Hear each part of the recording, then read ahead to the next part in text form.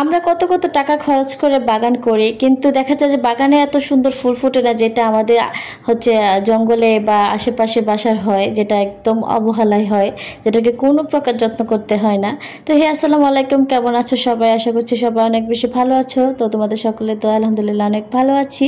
তো আমাদের পুকুর থেকে হচ্ছে আজকে মাছ ধরেছে। তো আমি হচ্ছে পুকুর পাড়ে যাওয়ার সময় দেখলাম যে পুকুর পাড়ে এত সুন্দর ফুলটা ফুটে আছে। দেখো, এটাকে কিন্তু যত্ন করার কেউ নাই, এমনকি এটার নামও মেবি সবাই জানে না।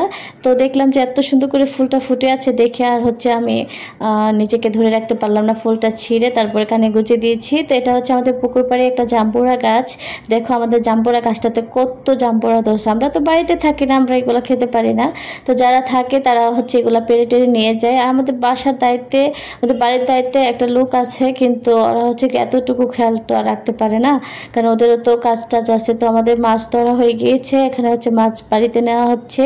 আর দেখতে পাচ্ছ মাছগুলো কত সুন্দর, কত ফ্রেশ। আসলে হচ্ছে এখন বর্ষাকাল না, তো রেগুলার বৃষ্টি হবে, তো এই কারণে পুকুরে সব মাছগুলো ধরে নিয়েছে।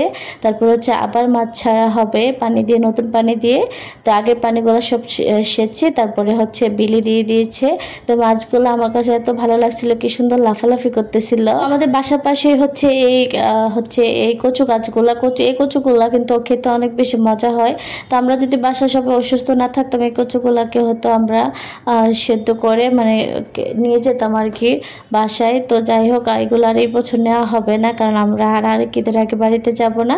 আর এখানে হচ্ছে লজ্জাপতি গাছ, আমাদের পুরো বাড়িতে এই গাছগুলো আছে। গাছগুলোতে এবার দেখলাম ফুলও হয়েছে, অনেক বেশি ভালো লাগছিল এগুলো দেখে। এখন হচ্ছে বিকেলবেলা আমরা হচ্ছে একটু পুকুর বাড়ি ঘুরতে গিয়েছিলাম, যেহেতু আমাদের গ্রামটা অনেক বেশি সুন্দর, বিকেলবেলা হাঁটতে ভালোই লাগে। আর অনেক সুন্দর সুন্দর জায়গা আছে, কিন্তু আমরা যেতে পারি না। এই যে তাল দেখতে আসছিলাম, এটা হচ্ছে আমাদেরই তাল গাছ। গাছটা এত বেশি বড় যে গাছে উঠে তাল পাড়ার কেউ নাই, যার কারণে তালগুলো খেতে পাচ্ছি না।